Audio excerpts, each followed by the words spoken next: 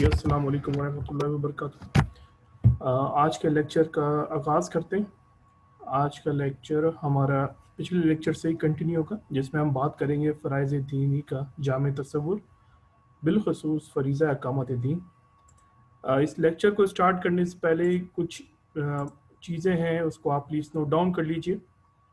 سب سے پہلے یہ کہ آپ لوگوں نے اپنے مائکس جتنے بھی ہیں وہ ان میوٹ نہیں کرنا ہے، اس کو اپنی ویڈیوز کو بھی آف رکھیے۔ اس کے علاوہ دوران لیکچر مدثر بھائی جو ہیں وہ آپ سے فیڈ بیک مانگیں گے ڈفرینٹ اسمال سیشنز کے اندر، تاکہ آپ کو پتہ چل سکے کہ آپ کو چیز سمجھ میں آ رہی ہے۔ تو پلیز یس اور نو کا بٹن یوز کیجیے۔ اس کے علاوہ سوالات کے لیے آپ کے پاس 3 آپشن ہیں۔ نمبر 1 یہ کہ آپ چیٹ باکس پہ سینڈ کر سکتے ہیں ہوسٹ کو، تو آپ سے ڈائریکٹلی مدثر بھائی سے سوال کیا جائے گا۔ دوسرا، آپ کو موقع دیا جائے گا کہ آپ ڈائریکٹ مدثر بھائی سے بات کر سکتے ہیں، آپ کو انمیوٹ کرا جائے گا۔ تیسرا یہ کہ آپ ای میل یا واٹس ایپ کے تھرو بھی سینڈ کر سکتے ہیں۔ تو ہمارے پاس ابھی گروپ اے اور گروپ بی ہیں۔ گروپ اے کے کوآرڈینیٹر میں ہوں، میں نے تمام اسائنمنٹ شیئر کر دی ہیں۔ گروپ بی کے لیے ظفر بھائی آپ سے ڈسکس کریں گے۔ جزاک اللہ خیر۔ مدثر بھائی آپ کائنڈلی شروع کیجیے۔ جزاک اللہ خیر۔ نحمده ونصلي على رسوله الكريم، اما بعد، اعوذ بالله من الشيطان الرجيم، بسم الله الرحمن الرحيم، والعصر ان الانسان لفي خسر الا الذين امنوا وعملوا الصالحات وتواصوا بالحق وتواصوا بالصبر، صدق الله العظيم۔ رب اشرح لي صدري ويسر لي امري واحلل عقدة من لساني يفقهوا قولي واجعل لي وزيرا من اهلي آمین یا رب العالمین۔ ہم نے لاسٹ ویک فرائض دینی کے جامع تصور کے اوپر بات شروع کر دی تھی، اور پہلا جو فرض ہم نے دیکھا تھا وہ تھا عبادت، یعنی اللہ تعالیٰ کی بندگی اختیار کرنا۔ اور اس کا جو ہم نے مفہوم سمجھا تھا کہ بندگی سے مراد کیا ہے۔ بندگی سے مراد یہ ہے کہ اللہ کی محبت سے سرشار ہو کر دلی آمادگی کے ساتھ اس کی مکمل اطاعت کرنا، یعنی اللہ تعالیٰ کو پارشل اوبیڈینس جو ہے وہ قبول نہیں ہے۔ ویسے اگر ہم دیکھیں تو پورے کا پورا جو دین ہے وہ ایک طرح سے اسی میں آ جاتا ہے۔ جب اللہ تعالیٰ کی بندگی اختیار کر لی تو بس اللہ کی طرف سے جو حکم آیا بس وہ تسلیم کرنا ہے۔ سر تسلیم خم ہے جو مزاج یار میں آئے۔ تو بات اصل میں یہ ہے جو ہمیں سمجھنا ہے۔ اس سے پہلے ہم نے دیکھا کہ دین کا ہمگیر تصور کیا تھا، اس کا کمپریہنسو کانسیپٹ ہم نے دیکھا۔ تو اب اس سے پہلے ہم نے یعنی جو تفہیم دین کورس میں جو لوگ ہیں انہوں نے ایمانیات کے بھی سیشن اٹینڈ کیے۔ تو اصل بات یہی ہے، اصل جس بات کو سمجھنا ہے ہمیں وہ یہ ہے کہ ہم اللہ تعالیٰ کے بندے ہیں، ٹھیک ہے۔ اب ہمیں یہ تو تحقیق ضرور کرنا ہے کہ اللہ کی طرف سے حکم کیا آیا ہے، اس کے بعد بس سر تسلیم خم کر دینا ہے۔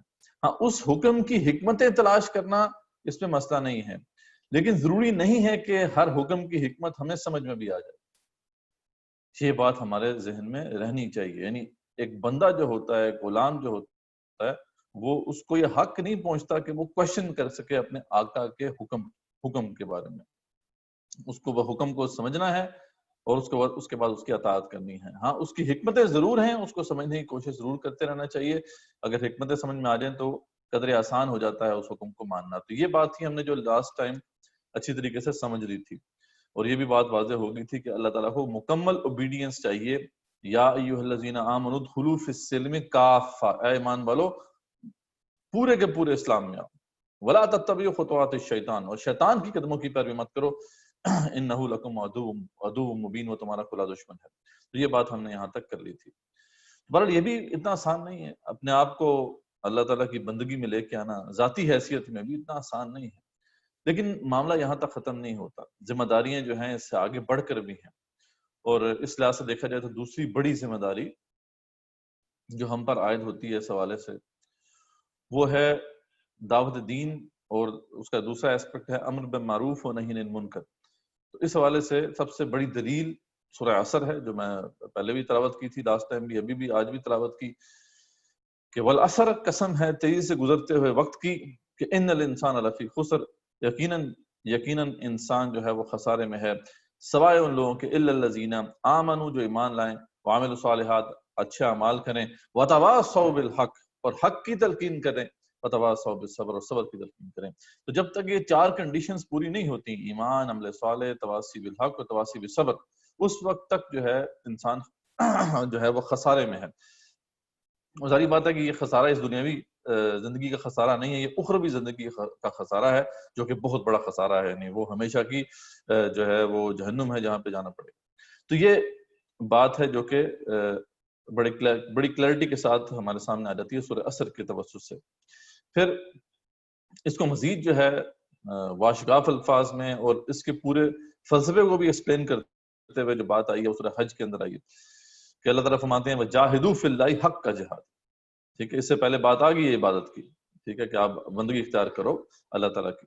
لیکن یہ ہے کہ ساتھ پھر جو ایڈیشنل ذمہ داری جو ہم پر عائد ہوتی ہے وہ کیا ہے، اس کے بارے میں فرمایا گیا وجاہدوا فی اللہ حق کا جہاد.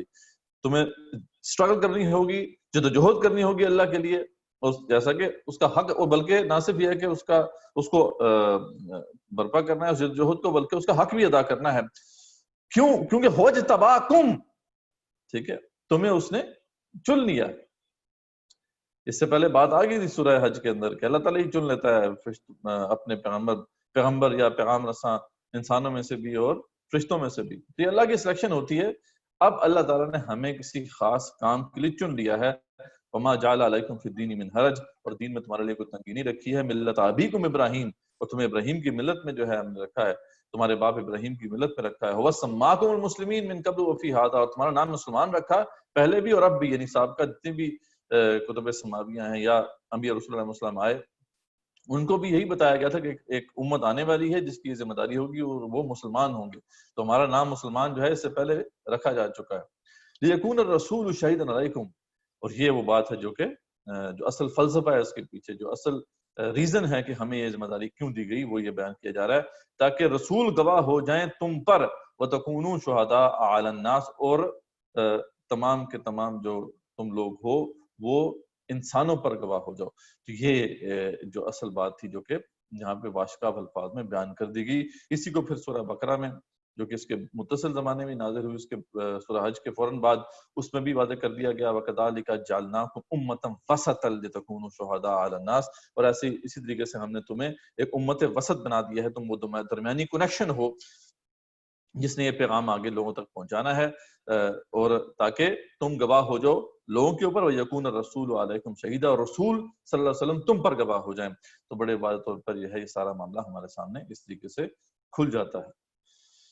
اس کو ذرا تھوڑا پکٹوریلی بھی سمجھ لیتے ہیں کہ یہ سارا فلسفہ شہادت الناس کا کیا ہے. کہ دیکھیں اللہ تعالیٰ نے اس حوالے سے اپنے اوپر ایک ذمہ داری رکھی تھی. ظاہر بات ہے اللہ تعالیٰ اپنے اوپر کوئی ذمہ داری رکھ لیں تو کوئی معاملہ نہیں ہے، کوئی اور ہستی تو ان کے اوپر کوئی چیز ذمہ داری نہیں ڈال سکتی.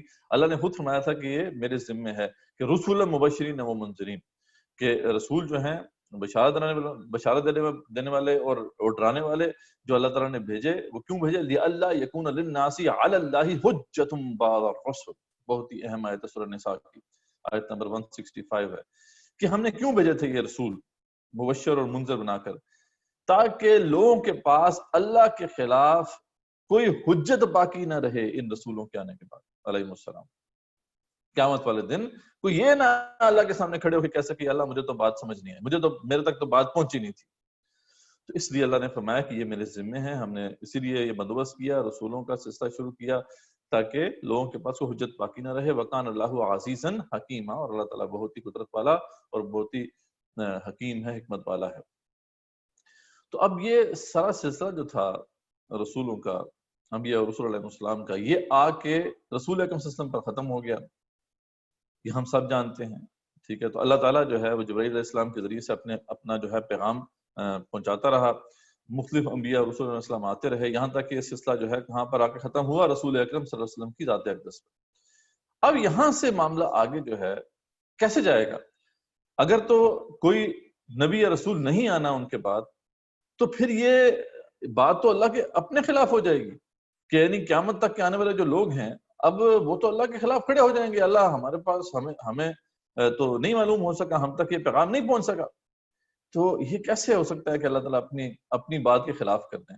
اللہ تعالیٰ سے یہ بات منسوخ کرنا یا ان کے بارے میں سوچنا بھی یہ تو جو ہے دائرہ اسلام سے خارج ہونے والی بات ہے. تو ایسا نہیں ہے.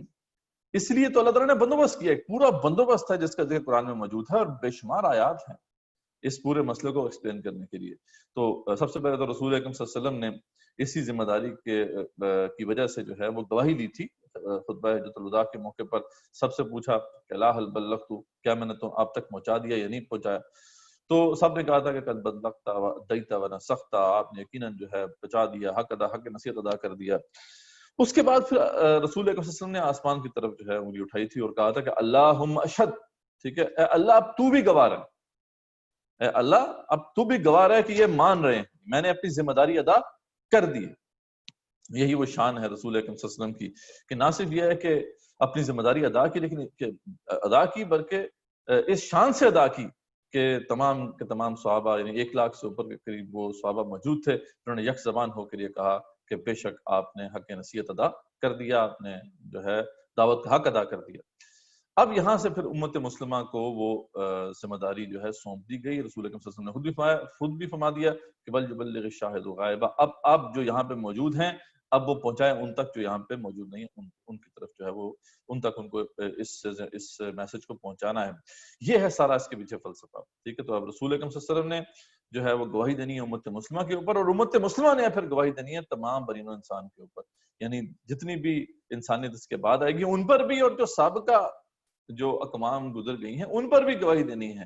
یعنی ہم شہداء علی الناس ہیں، تمام لوگوں پر ہم نے گواہی دینی ہے۔ اور وہ صحیح حدیث میں آتا ہے کہ وہ کس طریقے سے جب صحابہ نے پوچھا کہ ٹھیک ہے بات پچھلے جو سابقہ اقوام کے اوپر جو ہے تمام حجت کیا گیا اس حوالے سے، اس پر ہم گواہی کیسے دیں گے؟ تو جواب یہی تھا آپ صلی اللہ علیہ وسلم کہ تم نے قرآن میں لکھا ہوا نہیں پایا کہ تمام انبیاء رسول علیہ السلام نے اپنی قوموں کو یہ پیغام پہنچا دیا تھا، تو اسی بنا پر تم گواہی دو گے۔ تو ہم نے سابقہ قوموں پر بھی گواہی دینی ہے، اور ہمارے بعد جو لوگ آئیں گے ان پر تو گواہی دینا ہماری ذمہ داری ہے۔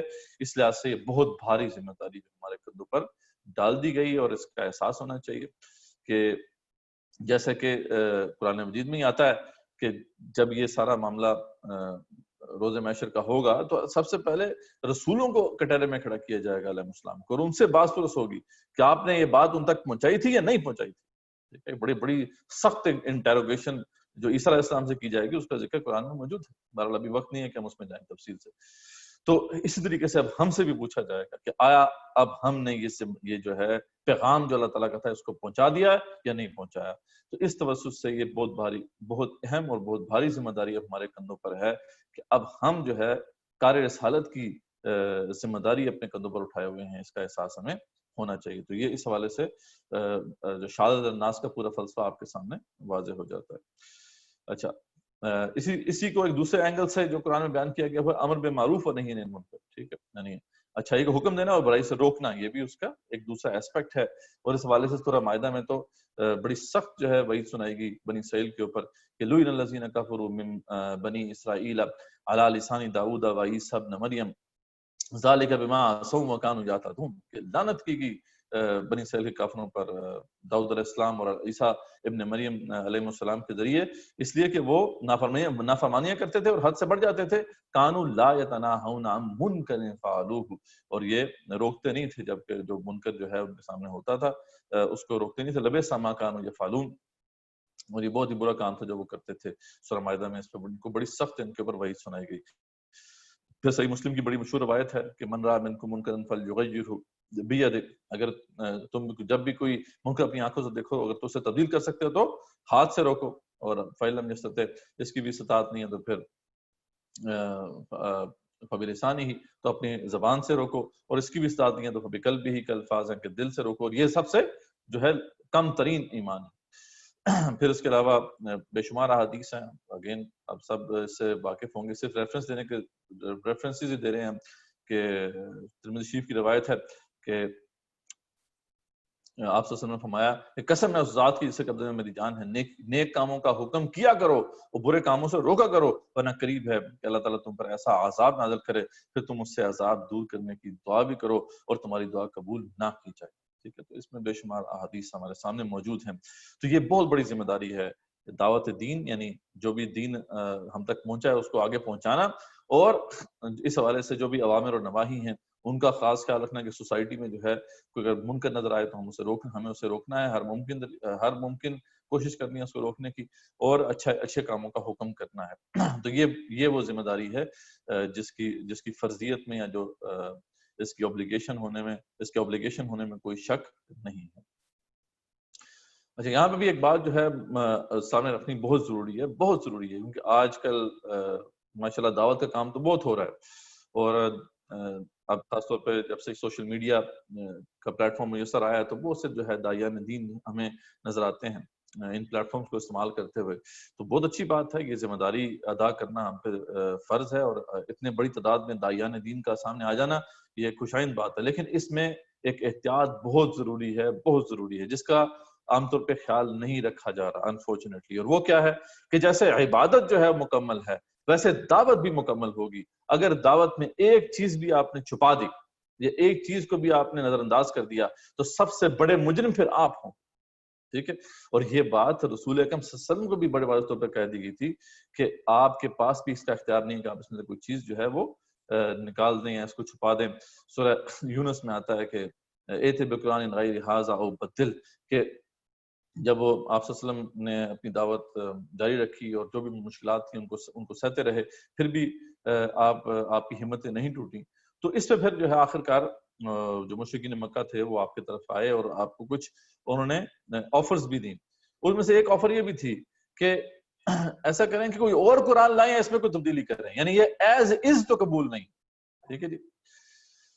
تو آج بھی یہ بات سامنے آتی ہے کہ دیکھیں قرآن جو ہے اس میں سے یہ باتیں آپ کرتے ہیں یہ مناسب نہیں ہے, اس کو نکالنا پڑے گا. ظاہر بات ہے وہ نکال تو سکتے نہیں ہیں, لیکن یہ ہے کہ اس کی تعبیر غلط کر لیتے. احکام تیرے حق کیا احکام تیرے ور حق ہیں, پر اپنے مفسر تعبیر سے قرآن کو بنا سکتے ہیں پازند. تو ہمارے مفسر بہرحال موجود ہیں آج اللہ ماشاء اللہ.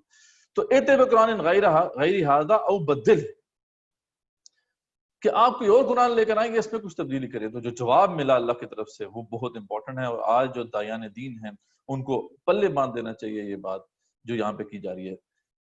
کیا جواب ملا؟ کل اے رسول اللہ صلی اللہ علیہ وسلم نے بتا دیں ما یکون لی ان ابدلہ من تلقاء نفسی, نہیں میرے بس میں نہیں ہے کہ میں اس میں کچھ تبدیل کروں. کل ما یکون لی ان ابدلہ من تلقاء نفسی ان اتبع الا ما یوحى الی, میں تو خود اتباع کر رہا ہوں اس کی جو میرے پر وحی آئی ہے. انی اخاف ان عصیت, میں تو خود اس سے خوف کھاتا ہوں اگر میں نے معصیت کی اپنے رب بھی عذاب یوم عظیم, تو ایک بہت بڑے دن کا عذاب جو ہے میں اس سے نہیں بچ سکوں گا. تو دیکھیں بڑے واضح طور پہ بتا دیں یہ میرے بس میں نہیں ہے. یعنی آپ صلی اللہ علیہ وسلم ان کو بتا دیں کہ آپ غلط دروازے پر دستک دے رہے ہیں, یہ میری اتھارٹی نہیں ہے کہ میں اس میں تبدیلی کر سکوں, میں تو خود اس کی اتباع کر رہا ہوں, یہ تو اللہ کی طرف سے آئی ہے بات. تو آج کے جو داعیان دین ہیں وہ کیسے یہ جرت کر سکتے ہیں کہ ان میں سے کچھ باتیں جو ہے چھپا دیں یا ان کو نظر انداز کر دیں. اکثر جب یہ کہا جاتا ہے ان کو کہ دیکھیں آپ یہ باتیں کیوں نہیں بتاتے دین کے اندر, یہ جو ایسپیکٹس ہیں بڑے واضح طور پہ قرآن میں بیان کیے گئے ہیں, تو ان کا جواب اکثر یہ ہوتا ہے, اکثر آپ کو سننے کو ملتا ہے کہ دیکھیں جی امت کے اندر سکت ہی نہیں ہے, ابھی آپ اتنی بڑی بڑی ذمہ داریوں کی بات کر رہے ہیں, امت کے اندر تو نماز روزہ بھی نہیں کر رہے, تو آپ کیوں ان کو لوگوں کو جو ہے اتنا متنفر کرتے ہیں. Again, this is not your decision to make. یہ آپ کا فیصلہ نہیں ہے کرنے کے لیے, آپ کو بات پوری پہنچانی ہے, یہ آپ کی ذمہ داری ہے, ورنہ پھر یہ ہے کہ آپ ذمہ دار ہوں گے. اور پھر سورہ مائدہ میں فرمایا کہ یا ایھا الرسول بلغ ما انزل الیک من ربک, اے رسول اکرم صلی اللہ علیہ وسلم کھول کر پہنچا دیں جو کچھ بھی آپ کی طرف جو ہے نازل ہوا ہے. وَإِن لَّمْ تَفْعَلْ, اور بڑا تھریٹنگ انداز ہے, اور اگر آپ نے ایسا نہ کیا فَمَا بَلَّغْتَ رِسَالَتَهُ, تو آپ نے رسالت کا حق ادا نہیں کیا.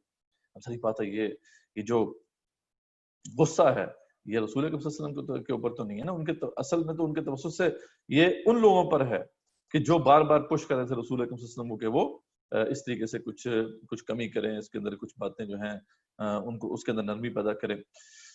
تو یہ بات ہمارے ذہن میں رہنی چاہیے. اس حوالے سے بہت انفارچونیٹلی اچھی سچویشن نہیں ہے اس وقت کہ بہت سے داعیان دین ہیں لیکن دین کا ایک کمپرومائزڈ ورژن پیش کر رہے ہیں, اس کے اندر بہت ساری چیزیں جو ہیں وہ پیش ہی نہیں کر رہے, بلکہ پورے اب تو بڑی عجیب بات ہے نا کہ پورے قرآن کی تفسیر اب پڑھائی جا رہی ہے لیکن اس میں سے بھی بڑے جو ہے فرائض ہیں ان کو گول کیا جا رہا ہے. تو یہ ایک بہت انفارچونیٹ معاملہ ہے جو کہ جس حوالے سے اصلاح ہونی چاہیے.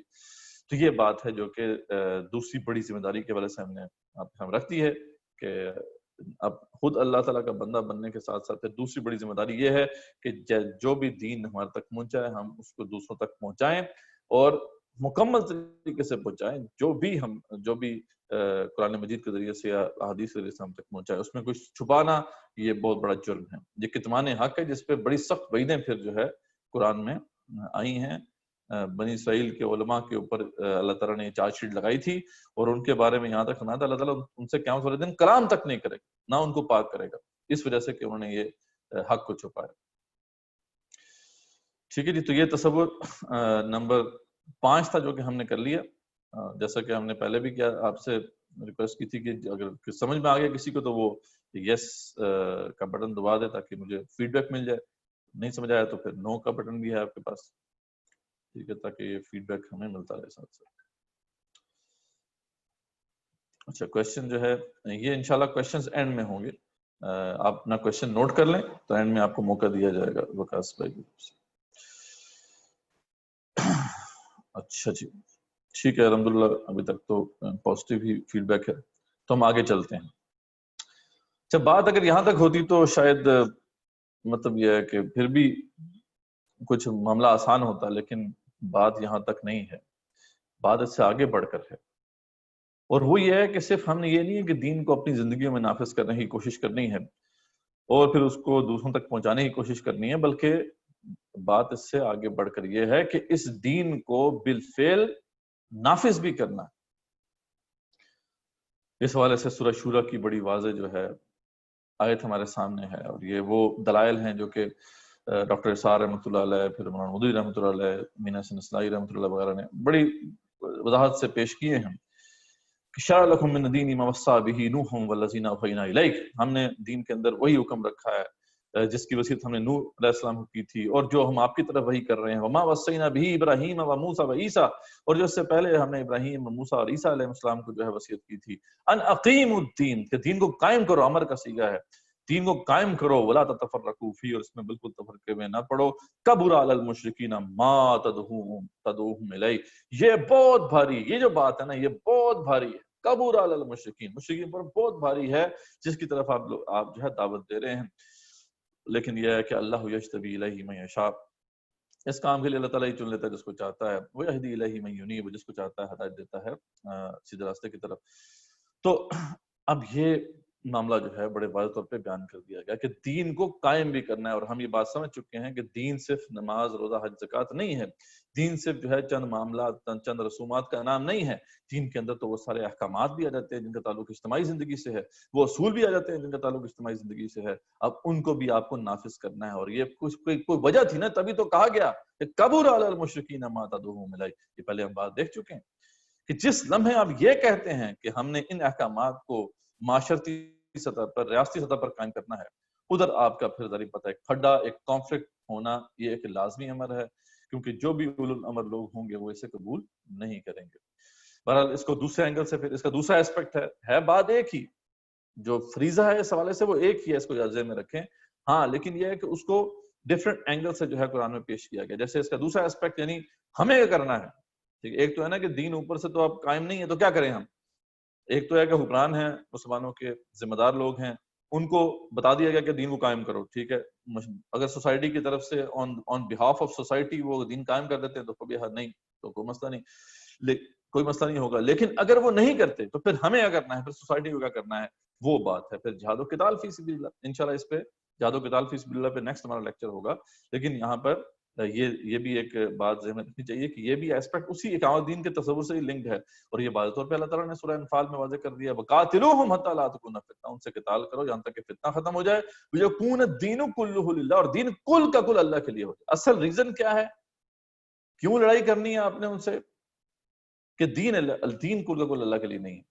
اس لیے یہ واضح طور پہ تمام ائمہ کرام نے اس پہ بات کی ہے. انشاءاللہ آگے ہم بات کریں گے اس کے اوپر کہ متواتر جو احکامات ہیں، یعنی وہ احکامات جو صحیح نصوص قطعی سے ثابت ہوتے ہیں، واضح قرآن کی آیات ہے جن کے اوپر متواتر احادیث ہیں اور تواتر عملی ہے اس کے اوپر پوری امت کا، ان میں سے ایک بھی اگر حکم نافذ نہیں ہوتا تو پھر یہ لڑائی جو ہے یہ واجب ہو جاتی. تو فَإِنِ انْتَهُوا فَإِنَّ اللَّهَ بِمَا يَعْمَلُونَ بَصِيرٌ. ٹھیک ہے، تو اب یہ حکم بھی ہمارے سامنے واضح ہو گیا. دوسرے اینگل سے پھر سورہ بقرہ میں اسی کو بڑے باشگاف الفاظ میں بیان کر دیا ہے، کُتِبَ عَلَيْكُمُ الْقِتَالُ وَهُوَ كُرْهٌ لَكُمْ. بات ہی ختم. وہی بات جیسے کہ کتب علیکم الصیام کے ذریعے سے تو روزہ فرض ہو جاتا ہے، کتب علیکم القصاص کے ذریعے سے پھر قصاص کیوں نہیں فرض ہوتا؟ سیم الفاظ استعمال کیے اللہ تعالیٰ نے تاکہ بات بالکل واضح ہو جائے اور اس میں کوئی شک باقی نہ رہے. دیکھو تم پہ قتال فرض کر دیا گیا ہے، کتب علیکم القتال وہو کرہ لکم، چاہے تمہیں کتنی ہی کراہت ہو. اور یہ بات ہے، یہ تو ایک فطرت انسانی میں یہ مسئلہ ہے کہ یہ مشکل ذمہ داری کو ادا کرنا اتنا آسان نہیں ہے اس کے لیے. ٹھیک ہے، اس کے اندر یہ ایک نیچرلی کمزوری موجود ہے. تو اللہ نے فرمایا کہ تمہیں کراہت تو ہوگی اس سے، لیکن یہ ہے کہ یہ بات یاد رکھو تم پہ قتال فرض کر دیا گیا ہے. وَعَسَىٰ أَن تَكْرَهُوا شَيْئًا وَهُوَ خَيْرٌ لَكُمْ، لیکن یہ اس میں کوئی بعید نہیں ہے کہ کسی چیز سے تم کراہت محسوس کرو حالانکہ وہ تمہارے لیے بہتر ہو. وَعَسَىٰ أَن تُحِبُّوا شَيْئًا وَهُوَ شَرٌّ لَكُمْ، اور یہ بھی اس سے کوئی بعید نہیں کہ جس چیز کو تم محبوب سمجھتے ہو وہ تمہارے لیے شر ہو. وَاللَّهُ يَعْلَمُ، یہ بات ہے. یہ بات اپنے نا ذہن میں جو ہے وہ انگریو کر لیں، کندہ کر لیں. ٹھیک ہے جی، تو پھر ہی بات سمجھ میں آئے گی. دین جو ہے اگر سمجھنا ہے تو یہ اصول سمجھنا ہوگا. واللہ یعلم وانتم لا تعلمون، اللہ جانتا ہے تم نہیں جانتے.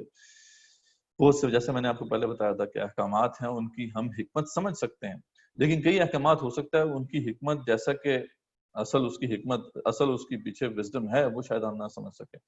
تو لیکن یہ بات ہمیں یاد رکھنی چاہیے، اللہ کی طرف سے حکم ہے تو ہمیں ماننا ہوگا چاہے اس کی حکمت ہم سمجھے یا نہ سمجھے.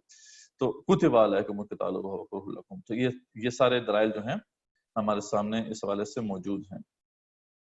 پھر سورہ مائدہ میں اور دیگر مقامات سورہ صف کے اندر بھی یہ بات واضح کی گئی کہ هو الذی ارسل رسولہ بالہدی ودین الحق، کہ وہی جو اللہ تعالیٰ نے رسول اکرم صلی اللہ علیہ وسلم کو بھی یہی حکم دیا تھا، ان کی بھی زندگی کا یہی مشن تھا، اسی کے لیے وہ زندگی انہوں نے اپنی کھپائی ہے. اور یہ سیرت اس کے اوپر پوری طرح شاہد ہے کہ هو الذی ارسل رسولہ، وہی ہے جس نے پھر بھیجا اپنے رسول کو بالہدی، ہدایت دے کر، ودین الحق، اور دین حق دے کر، لیظہرہ علی الدین کلہ، تاکہ اسے ظاہر کر دے، غالب کر دے تمام دین کے اوپر، علی الدین کلہ ولو کرہ المشرکون، چاہے مشرکوں کو کتنی ہی کراہت ہو. ظاہری بات ہے یہ وہ بات ہے جس سے مشرکوں کو کراہت ہوگی، یہ وہ بات ہے جس سے کفار کو کراہت ہوگی. جو بھی اللہ تعالیٰ کے دین کو صحیح طریقے سے تسلیم نہیں کرتا اس سے کراہت ہوگی. اور اس کی طرف بلانا بہرحال یہ ہے کہ یہ اتنا آسان کام نہیں ہے. یہ جو آج دایان دین آپ کو نظر آتے ہیں وہ اس کی طرف بلاتے نظر نہیں آتے انفارچونیٹلی. حالانکہ قرآن کا ایک بہت بڑا حصہ جو ہے وہ اسی پر ہے، اسی ذمہ داری کو واضح کرنے کے ضمن میں ہے. دیگر دلائل پھر اس کے حوالے سے اور بہت سے دلائل ہیں جو کہ ہم دیکھ سکتے ہیں، جیسے کہ قرآن مجید میں جو ہے بہت سے ایسے احکامات کا ذکر ہے کہ جو اجتماعی سطح پر ہی قائم ہو سکتے ہیں، انفرادی سطح پر قائم ہی نہیں ہو سکتے. جیسے قصاص کا حکم ہے، یا ایھا الذین آمنوا کتب علیکم القصاص فی القتلی، اے مانو تم پر جو ہے فرض کر دیا گیا ہے قتال جو ہے قصاص لینا جب بھی قتل ہو. تو الحر بالحر والعبد بالعبد، آزاد کے لیے آزاد ہے اور غلام کے لیے غلام ہے، والانثی بالانثی، اور عورت کے لیے عورت ہے.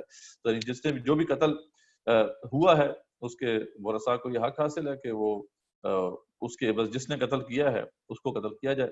تو یہ بڑا واضح حکم ہے، لیکن یہ انفرادی سطح پر نہیں ہو سکتا.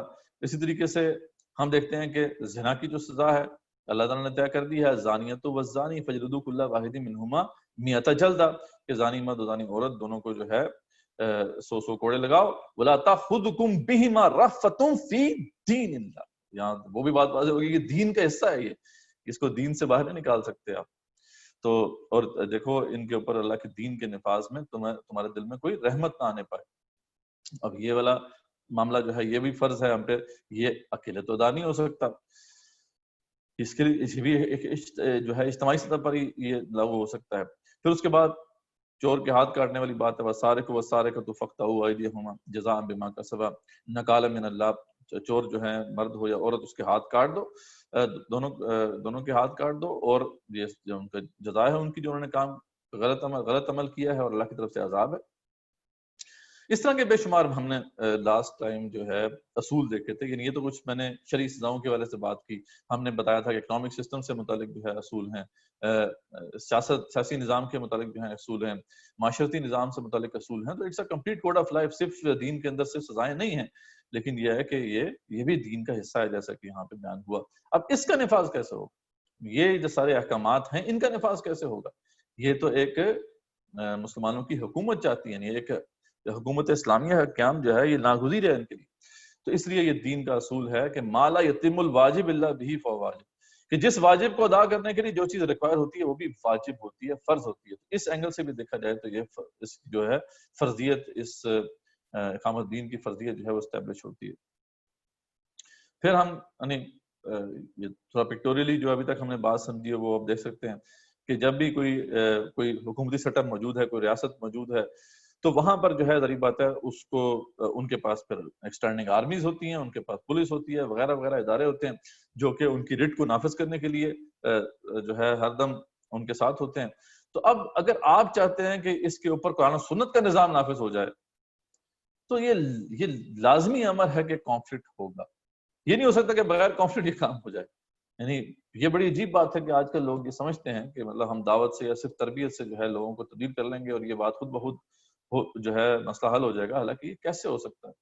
ایک پرانے نظام کے رکھوالے جو ہیں وہ کیسے اپنا نظام جو ہے چھوڑ کے آپ کے ہاتھ میں رکھ دیں گے، آپ پلیٹ میں جو ہے آپ کے سامنے پیش کر دیں گے. تو یہی اقامت دین ہے کہ حکومتی سطح پر دین کو اسٹیبلش کر دینا، اس کے تمام احکامات کے ساتھ، تمام لوازمات کے ساتھ، اور اسی کے لیے جو جدوجہد ہے اس کا نام جہاد فی سبیل اللہ. یہ وہ اجتماعی احکامات ہیں جن کا ذکر ہم پہلے جو ہے وہ کرائیں. اچھا، اس حوالے سے کچھ جو ہے اکثر ذکر ہوتا ہے کہ جی علماء کرام تو اس کے قائل نہیں ہیں، تو آپ کیسے یہ بات کر رہے ہیں؟ تو بہرحال یہ آج کل تو انفارچونیٹلی ہم جس دور میں رہ رہے ہیں یہ بڑا ہی جسے کہتے ہیں نا کہت و رجال کا دور ہے، اور اس کے اندر اگر کوئی اس طرح کی باتیں ہمارے سامنے آتی ہیں تو یہ کوئی حجت نہیں ہے. اصل تو حجت وہ امام ہیں، وہ بڑے بڑے اسکالر ہیں جن پہ امت نے پھر ٹرسٹ کیا ہے. تو ہاں ان کے ہاں اگر ہم دیکھتے ہیں تو بڑا واضح نظر آتا ہے کہ اس پہ اجماع امت ہے اس پورے مسئلے پر، کبھی اس پہ اختلاف نہیں ہوا. امام قرطبی رحمۃ اللہ علیہ بہت بڑے تفسیر کے امام ہیں، وہ کہتے ہیں کہ نصب امامت کے فرض ہونے میں امت اور ائمہ کے درمیان کوئی اختلاف نہیں. یہ ایک ایسا مسئلہ ہے کہ یعنی اس میں اجماع ہے. پھر ابن حزم رحمۃ اللہ علیہ جو الملل والنحل میں لکھتے ہیں کہ نصب امامت پر جو اجماع ہے اس کی کسی نے مخالفت نہیں کی. وہ تو اچھا یہ امام اپنی جگہ پہ بڑی اتھارٹی ہیں، یعنی اگر یہ بات کہہ دینا کہ ان کے نزدیک یہ فرض ہے تو یہ پھر بھی اس کی بڑی ویلیو ہوگی، لیکن یہ اپنی بات بھی نہیں پیش کر رہے، یہ اجماع امت کوٹ کر رہے ہیں. یہ کہہ رہے ہیں کہ یہ اجماع جو ہے اس کے اوپر اسٹیبلشڈ ہے، تو کم سے کم ان کی ٹیسٹیمنی جو ان کی شہادت تو اتنی ویلڈ ہے کہ اس کو کنسیڈر کرنا چاہیے. تو وہ کہتے ہیں کہ لوگوں پر اچھا وہ کہتے ہیں کہ اجماع ہے، اس کی کسی نے مخالفت نہیں کی سوائے خوارج میں سے بھی ایک فرقے نے، ایک دو فرقے تھے خوارج کے جو کہ اس کے قائل نہیں تھے، ورنہ پوری امت. اچھا خوارج ویسے بھی دین اسلام سے مطلب ایک طرح سے ان کا وہ خارج تھے، یعنی وہ دین اسلام کے اندر نہیں تھے، اہل سنت و جماعت میں شامل نہیں تھے. ان میں بھی تمام فرقے اس کے خلاف نہیں تھے، صرف چند تھے جو کہتے تھے کہ اس کے بغیر ہی کام چل جائے گا. وہ کہتے ہیں کہ لوگوں پر یہ لازمی نہیں ہے کہ وہ امام مقرر کریں، بلکہ ان پر تو اس قدر ذمہ داری ہے کہ آپس میں ایک دوسرے کے حقوق برابر ادا کریں. یہاں امام سے مراد خلیفہ ہے، تو یعنی وہ اپنے حقوق ادا کریں، بس یہ ان کے پر ذمہ داری نہیں ہے. اور ہمارے خیال میں اس فرقے میں سے کوئی بھی آج موجود نہیں، یعنی وہ شکر ادا کر رہے تھے امام جو ہیں کہ یہ ان کے دور میں اس فرقے میں سے کوئی نہیں بچا، لیکن انہیں کیا پتا تھا کہ ادھر تو پوری امت ہی پھر اس چکر میں پڑ جائے گی، اللہ ماشاء اللہ. پھر شیخ الاسلام ابن تیمیہ رحمۃ اللہ علیہ اپنی کتاب سیاست الشریعہ میں لکھتے ہیں کہ اس بات کا جاننا ضروری ہے کہ ریاست اور حکومت کا قیام دین کے عظیم ترین فرائض میں سے ہے. دین کا قیام اس کے بغیر ممکن ہی نہیں. وہ جو ہم ابھی سمجھا ابھی ہم کہ دین قائم ہی نہیں ہو سکتا. مذہب کو تو آپ اسٹیبلش کر سکتے ہیں، مذہبی معاملات، مسجد قائم کر سکتے ہیں آپ، کچھ مطلب جو ہے فتویٰ سینٹر تو بنا سکتے ہیں، لیکن دین جو ہے وہ تو مکمل ضابطہ حیات ہے، وہ تو قائم ہی نہیں ہو سکتا اس کے بغیر. ٹھیک ہے جی. پھر علامہ ابن خلدون رحمۃ اللہ نے بھی اپنی کتاب میں یہی بات پیش کیا کہ بے شک امام کا مقرر کرنا فرض ہے، یعنی خلیفہ کا مقرر کرنا فرض ہے. اس کا وجوب شریعت سے صحابہ اور تابعین رحمۃ اللہ کے رضی اللہ تعالیٰ عنہم اجمعین اور تابعین رحمۃ اللہ علیہم کے اجماع سے ثابت ہوتا ہے، اور اسی طرح ہر زمانے میں ہوتا رہا، اور اس بات پر اجماع ہو گیا جو نصب امامت کے وجوب پر دلالت کرتا ہے.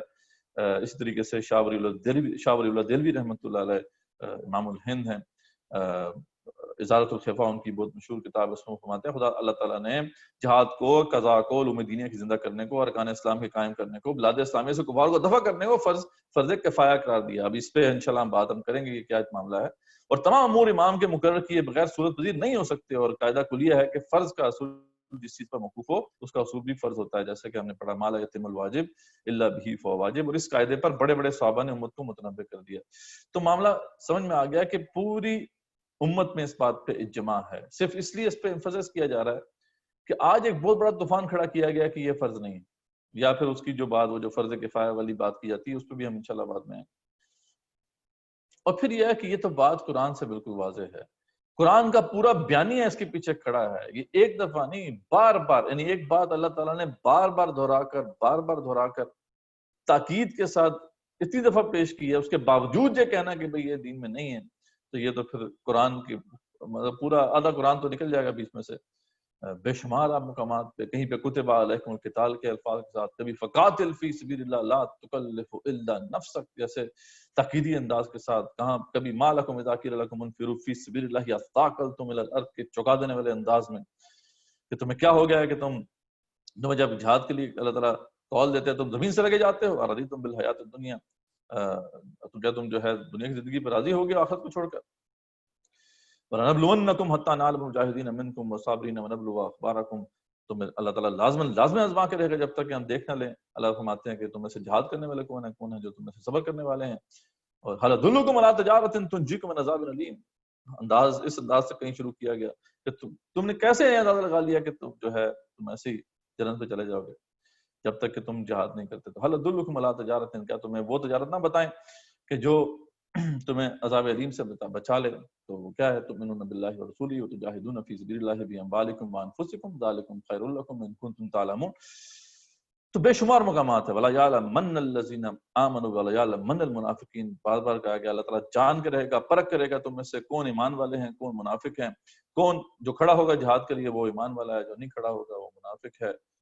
ام حسبتم ان تدخلوا الجنہ، تم نے کس طرح حساب لگا لیا تم جنت اس کے بغیر تمہیں جو ہے مل جائے گی وغیرہ. نہیں، کہنے کا مقصد ہے کہ ایک جگہ نہیں ہے قرآن میں یہ موضوع، یہ تو پورا قرآن سے بھرا پڑا ہے اور اس سے انکار کرنا یہ قرآن سے انکار ہے. تو بس اس کا آخری سلائیڈ ہے، اس پہ پھر انشاءاللہ ہم آپ سے پوچھیں گے کہ یہ بات سمجھ آ گئی یا نہیں.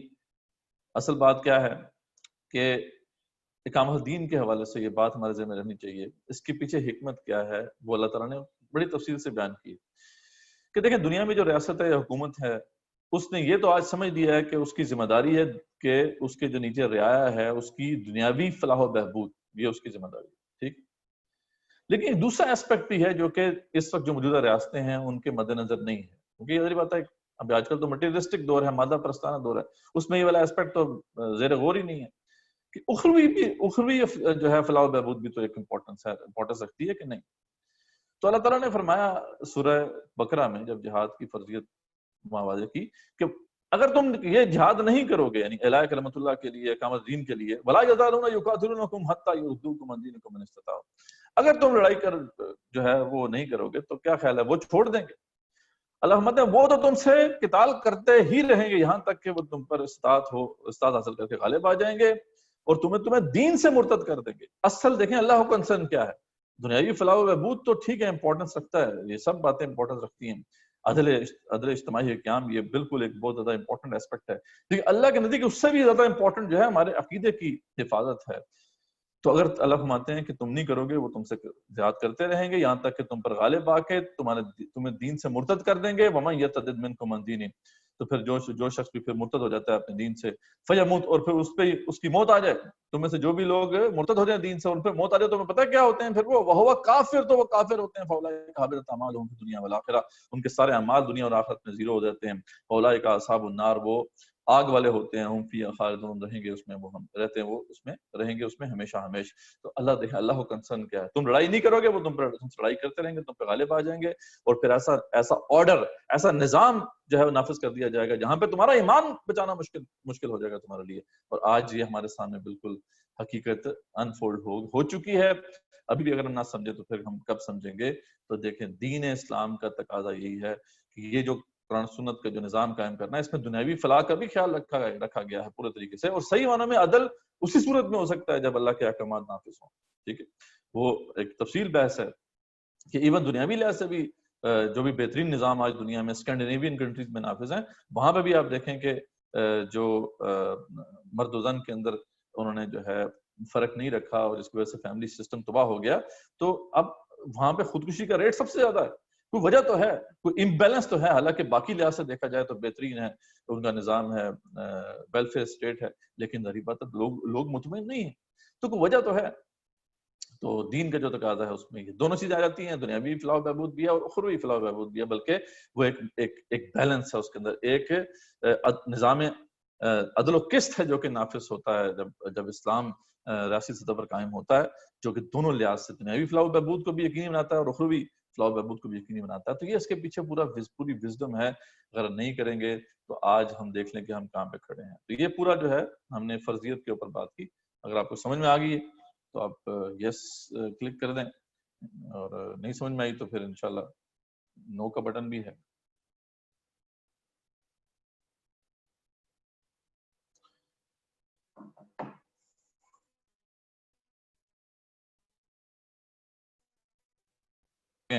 جو کوشچنز ہے وہ نوٹ کر لیں، انشاءاللہ اینڈ میں کریں گے۔ اب انشاءاللہ جو ہے ٹائم ہے کچھ ایک چھوٹی سی ویڈیو کلپ کا، دو ایک کلپس ہیں جو آپ کو دکھائے جائیں گے۔ ظفر بھائی جی مطلب جی انشاءاللہ میں انشاءاللہ بھی ویڈیو کلپ پلے کرتے ہیں۔ جزاک اللہ خیر۔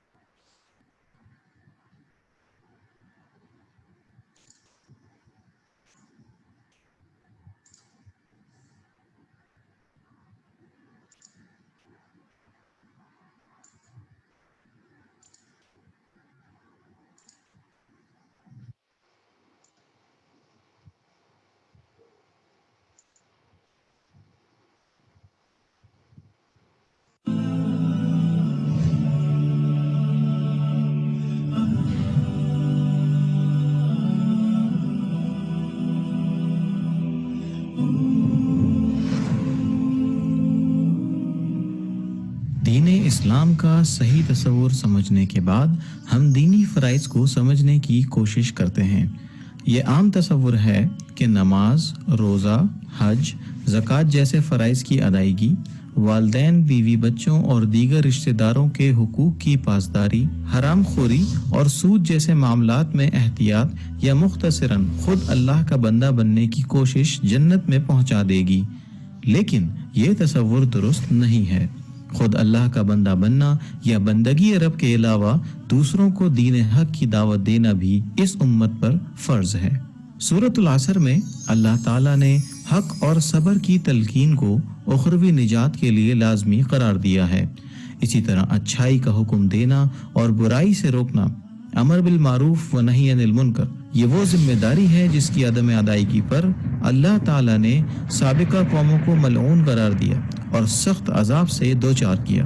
یہی بات محمد رسول اللہ صلی اللہ علیہ وسلم نے ایک حدیث میں ارشاد فرمائی کہ بنی اسرائیل میں بگاڑ اس وقت پیدا ہوا جب انہوں نے نہی عن المنکر کو چھوڑ دیا۔ ویسے تو ہر امت پر یہ ذمہ داری کسی نہ کسی صورت میں عائد رہی ہے، لیکن امت مسلمہ کو تو یہ امتیاز حاصل ہے کہ اس کو اللہ تعالیٰ نے خود کار رسالت کی ذمہ داری ادا کرنے پر معمور کیا ہے۔ آدم و حوا علیہم السلام کو جنت سے نکالتے وقت اللہ نے وعدہ کیا تھا کہ انسانوں کی رہنمائی کے لیے اللہ پیغمبر بھیجتے رہیں گے۔ سورۃ النساء کی آیت نمبر 165 میں اللہ تعالیٰ نے پیغمبروں کو بھیجنے کی یہ حکمت فرمائی کہ اگر اللہ ایسا نہ کرتا تو بنی نوع انسان کے پاس اللہ کے خلاف یہ حجت رہتی کہ ان تک بات نہیں پہنچی تھی۔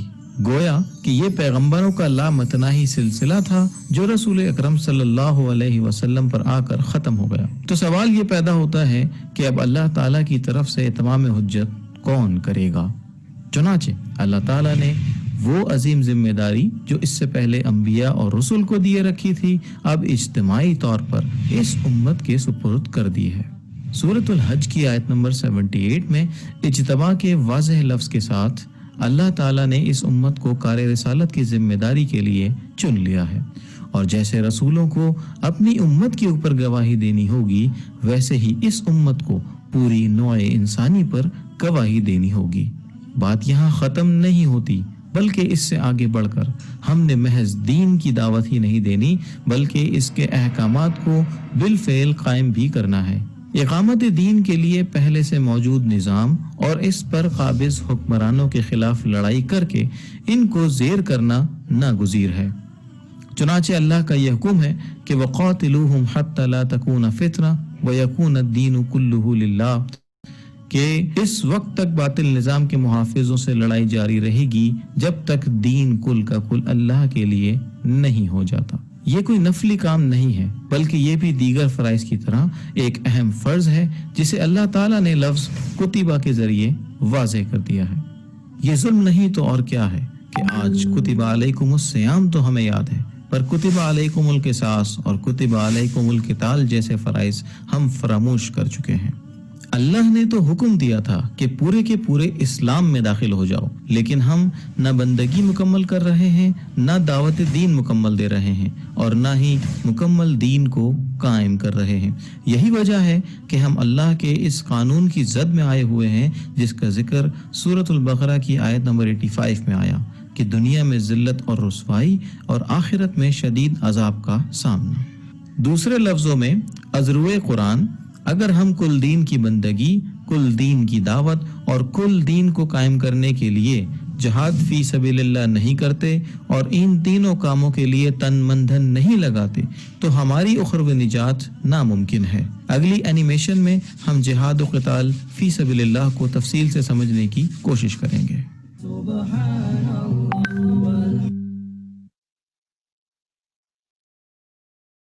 اے تمام انسانوں، ہم نے تم سب کو پیدا۔ اب اگلا نقطہ سمجھ لیجئے کہ اس میں ایک خیال پیدا ہوتا ہے کہ پھر انفرادیت تو اس میں دب گئی، اس کا مطلب یہ کہ دین کا اصل مقصود جو ہے وہ تو اجتماعیت ہوئی،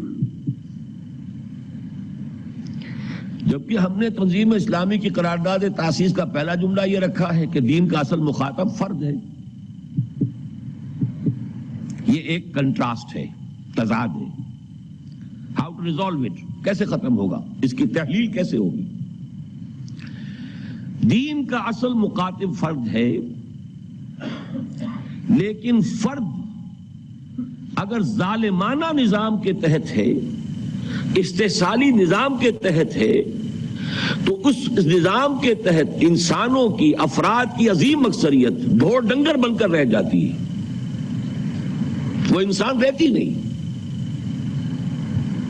وہ یوں سمجھیے کہ بار برداری کا اونٹ، کولو کا بیل، وہ اس کے پاس موقع کہ اپنے خالق کو پہچانے، اس سے کوئی لا لگائے، اس سے کوئی محبت کرے، نہ اس کے پاس وقت، نہ اس کے پاس صلاحیت۔ دن رات کی کمر توڑ دینے والی مشقت کے بعد تو بمشکل اسے 2 وقت کی یا 1.5 وقت کی یا 1 وقت کی روٹی اپنے اور اپنے بچوں کے لیے مل رہی ہو، کہاں اسے خدا کا خیال اور آخرت کا خیال، اور کہاں اس کے لیے جو ہے کسی اعلیٰ تصور کو اپنے ذہن میں لانے کے لیے کوئی موقع؟ وہ تو ڈھور ڈنگر بن جاتے۔ یہ بات ہے جس میں یوں سمجھیے کہ 12ویں صدی کے مجدد اعظم شاہ ولی اللہ دہلوی رحمۃ اللہ علیہ کی سب سے بڑی جو کنٹریبیوشن ہے وہ یہ ہے، انہوں نے واضح کیا ہے کہ جس معاشرے میں تقسیم دولت کا نظام غلط ہو جائے، اس کے نتیجے میں ایک طرف دولت کے انبار لگ جاتے ہیں جس سے عیاشی اور بدماشی پیدا ہوتی ہے، دوسری طرف احتیاج اور فقر پیدا ہو جاتا ہے جس کے نتیجے میں حضور صلی اللہ علیہ وسلم کے فرمان کے مطابق کاد الفقر ان یکون کفرا، اکثریت ادھر گئی، کاد الفقر ان یکون کفرا، اور جن تھوڑی سی اقلیت کے پاس دولت کے انبار لگ گئے وہ عیاشیوں اور بدماشیوں کے اندر مدہوش ہو گئے۔ لہذا یہ وہ جو ایک اصل مقصود ہے کہ افراد نوع بشر اللہ کے ساتھ لو لگائیں، اس کا امکان ہی نہیں رہتا جب تک کہ انہیں ان بندھنوں سے آزاد نہ کیا جائے، ان کے لیے وہ فضا نہ پیدا کی جائے جس میں کچھ آزادی سے سانس لے سکے۔ دنیا نے تیری یاد سے بیگانہ کر دیا، تجھ سے بھی دل فریب ہے غم روزگار کے۔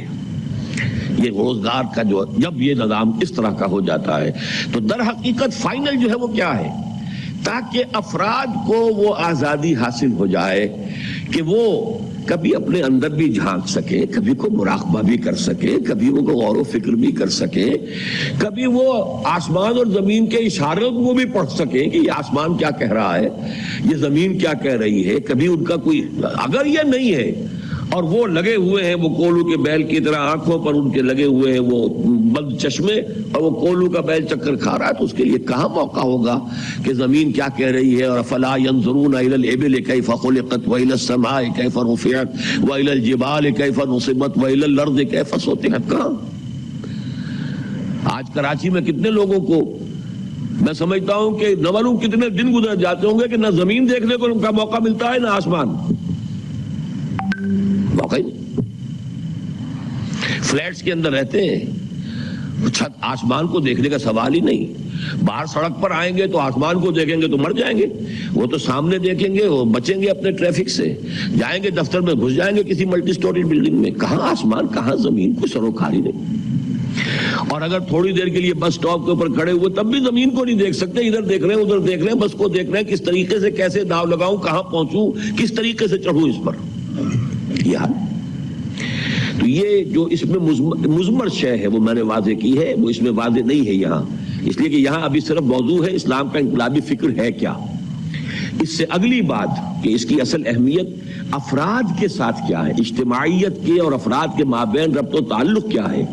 اسلام نے آ کر اجتماعیت کو اتنی اہمیت کیوں دی ہے؟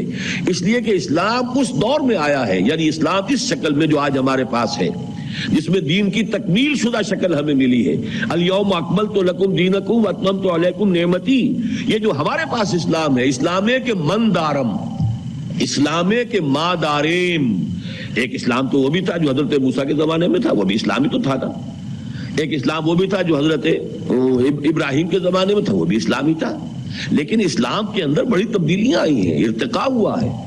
جیسے انسانی تمدن نے ارتقائی مراحل طے کیے ہیں اور انسان انفرادیت سے لے کر اجتماعیت کی اس منزل کو پہنچ گیا ہے کہ آج تو اجتماعیت جو ہے 99.9% of human life is controlled by the collective system. 0.01% انفرادیت میں گئی آج. جب تک یہ نظام درست نہیں ہوگا تو اس کے اندر فرد جو ہے وہ سانس لے ہی نہیں سکتا آزادی کے ساتھ.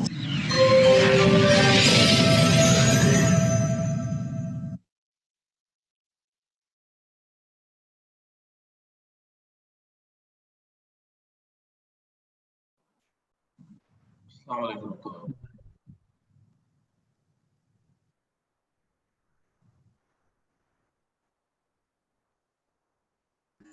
وعلیکم السلام ورحمۃ اللہ وبرکاتہ. ٹھیک ہے جی, تو ہم کنٹینیو کرتے ہیں. بسم اللہ اولہ وآخرہ.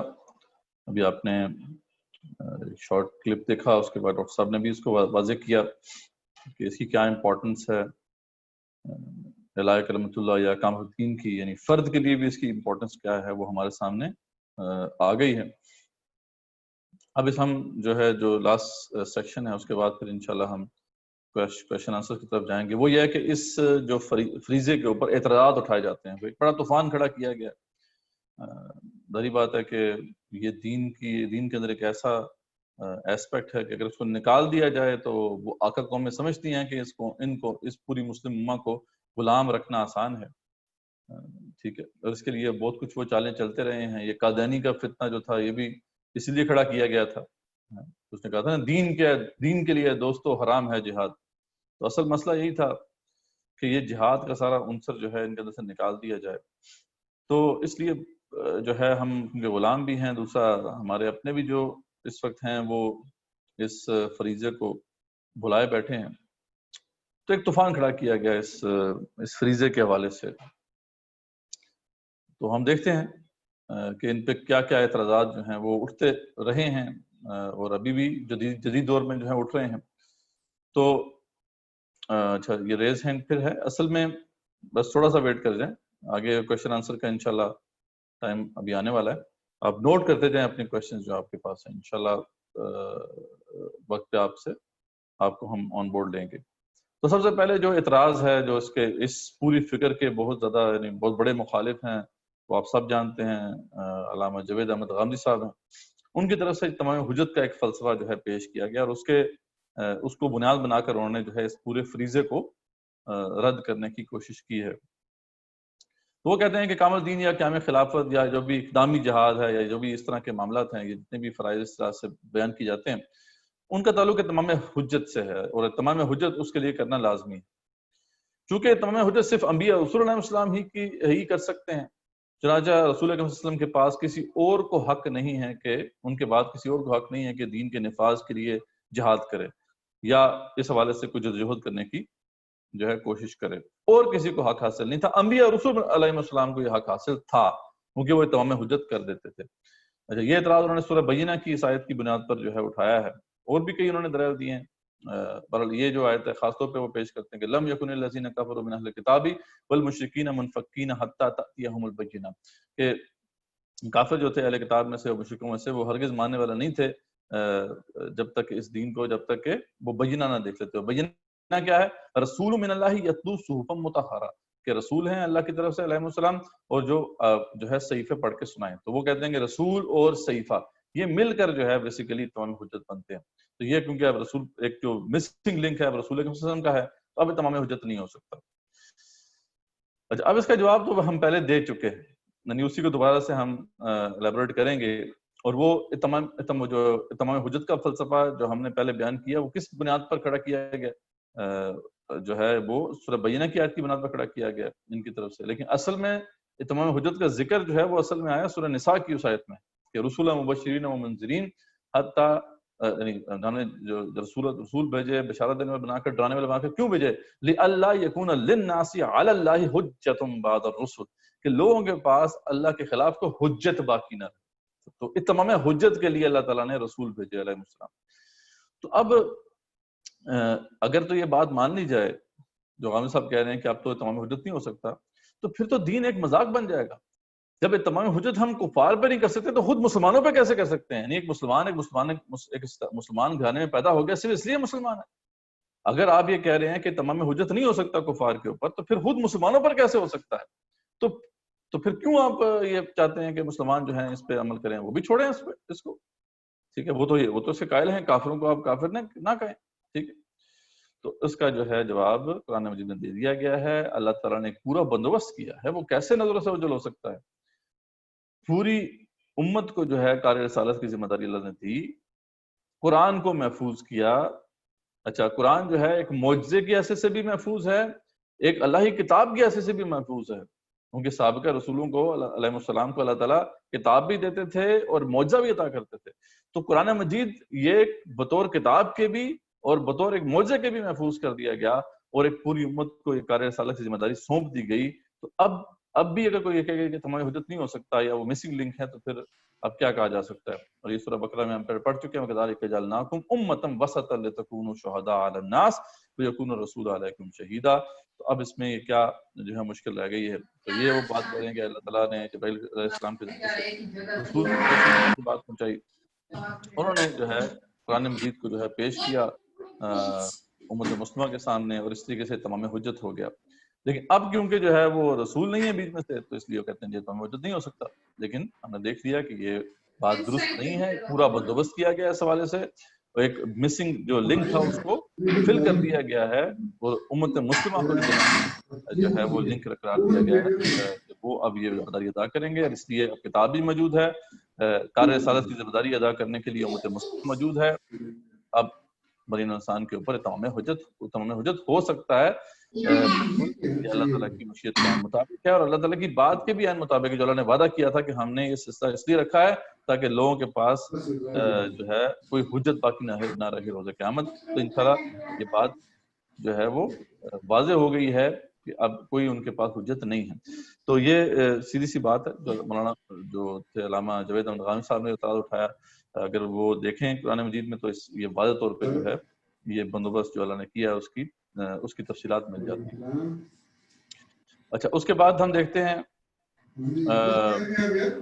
دوسرا بڑا اعتراض جو ہے وہ کہا جاتا ہے کہ خلافت تو اللہ کا انعام تھا، اس سورہ نور کی آیت نمبر 55 کے والے سے وعد اللہ الذین آمنوا منکم وعملوا الصالحات لیستخلفنہم فی الارض، کہ اللہ نے تو وعدہ کیا ان سے جو ایمان لائیں گے اور اچھے اعمال کریں گے، اللہ ان کو لازماً خلافت عطا کرے گا۔ تو یہ کون لوگ ہیں؟ بلکہ بعض جو موومنٹس ہیں ان کے ماہرین تو بڑے سخت الفاظ استعمال کرتے ہیں کہ لوگ بیوقوف ہیں، احمق ہیں وہ لوگ جو کہ خلافت کی بات کر رہے ہیں، خلافت قائم کرنے کی جدوجہد کر رہے ہیں، جبکہ قرآن میں تو لکھا ہوا ہے ایمان لاؤ اور اچھے مال کرو، اللہ تعالیٰ خلافت خود ہی دے دے گا، خلافت تو اللہ کا انعام ہے۔ اب ظاہر بات ہے یہ مطلب قرآن مجید کو نہ سمجھنے کی وجہ سے یہ ہے جو ہم یہ کہہ سکتے ہیں، ایسی بات کوئی بندہ کیسے کر سکتا ہے کہ اعمال صالح کا تصور اپنے پاس سے تو نہیں آپ طے کر سکتے نا، قرآن مجید نے جو اعمال صالح ڈیفائن کی ہیں انہی کو ہمیں کنسیڈر کرنا ہوگا۔ لیکن چلیں اس پہ ہم بعد میں آتے ہیں، پہلے دیکھیں اسی آیت کے اندر اس کا جواب موجود ہے، کما استخلف الذین من قبلہم، جیسے تم سے پہلے لوگوں کو اللہ تعالیٰ نے خلافت عطا کی تھی، اور یہ پہلے لوگ کون ہیں؟ بنی اسرائیل، اور بنی اسرائیل نے کو کیسے خلافت ملی تھی اس کی پوری تفصیلات جو ہے سورہ بقرہ میں موجود ہیں، طالوت اور جالوت کا جو پورا معرکہ ہے، باقاعدہ جہاد ہوا اور اس کے بعد جو ہے یہ خلافت ملی ہے۔ تو اسی سے دیکھ لیں، اگر پوری آیت ہی پڑھ لیں تو یہ اس مسئلے کو ویسے ہی مسئلہ جو ہے ویسے ہی حل ہو جاتا ہے۔ لیکن یہ جو اعمال صالح کا تصور انہوں نے پیش کیا، یعنی کیا ان کے کہنے کا مقصد یہ ہے کہ جہاد فی سبیل اللہ یا الہ کلمۃ اللہ یا قیام خلافت کی جدوجہد کرنا جو ہے یہ کیا غیر صالح عمل ہے؟ معذرت تو اس کا بھی جواب قرآن میں موجود ہے کہ ما کان لأہل المدینہ ومن حولهم من الاعراب ان يتخلفوا عن رسول اللہ ولا يرغبوا بانفسهم عن نفسه، کہ یہ جو مدینہ کے لوگ تھے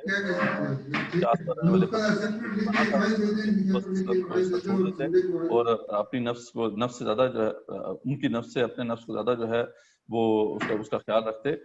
ذالک بانہم، اس لیے کہ بانہم لا یصیبہم ظمأ ولا نصب ولا مخمصہ، کہ ان کو جو بھی جو ہے اس راہ میں جو جہاد کے لیے نکلے تھے ان کو جو بھی کوئی پیاس لگی، کوئی تکان ہوئی، کوئی جو ہے ان کو مصیبت آئی، اور ان سب کے عوض جو ہے ان کے عوض اعمال صالح دیا گیا فی سبیل اللہ ولا یتقون موضعا یغیظ الکفار ولا ینالون من عدو نیلا، ٹھیک ہے، یا تو چلنے کی وجہ سے جو ہے کفار کو ان کو پیدا ہوا، اور جو بھی انہوں نے ان کے ذریعے سے ان کے اوپر عذاب نازل ہوا اللہ کا، ان سب کے عوض الا کتب لهم به اعمال صالح، عمل صالح لکھ دیا گیا ان کے نام اعمال میں۔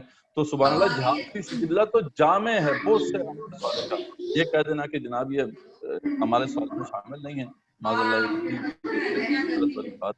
تو یہ جہاد فی سبیل اللہ بھی اعمال صالح کی جو ہے اس کے اندر ہی آتا ہے، اعمال صالح کی جو پورا گروپ ہے اس کے اندر ہی آتا ہے۔ بہرحال یہ اعتراض اٹھایا جاتا ہے، اس کا ہم نے دیکھ لیا کہ کیا جواب، واضح جواب قرآن میں موجود ہے۔ پھر اعتراض نمبر 3 یہ ہے کہ تمہارے اعمال تم پر حاکم ہوتے ہیں، اچھی بات کی ہے، اچھے اعمال کریں گے تو آپ کے اوپر اچھے حاکم آ جائیں گے، برے اعمال کرو گے تو برے جو ہے حاکم آ جائیں گے، اور اس کے والے سے کچھ حدیث ہی پیش کر دی جاتی ہیں، جیسے کہ ایک حدیث ہے کما تکونون کذالک یؤمر علیکم، جیسے تم ہو ویسے تم پر حاکم ہوں گے۔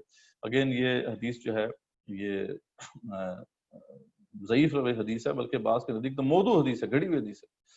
یہ بات تو اپنی جگہ پہ ٹھیک ہے، اگر کوئی قوم جو ہے برے اعمال کرتی ہے تو اللہ تعالیٰ عذاب کے طور پر ان کے برے حاکم مسلط کر دیتے ہیں، جیسے قرآن میں آیا، لیکن یہ تو نہیں کہا جا رہا کہ آپ صحیح اعمال کرو تو خود بخود جو ہے حکمران چینج ہو جائیں گے۔ یہ کہاں سے بات جو ہے پیش کر دی گئی؟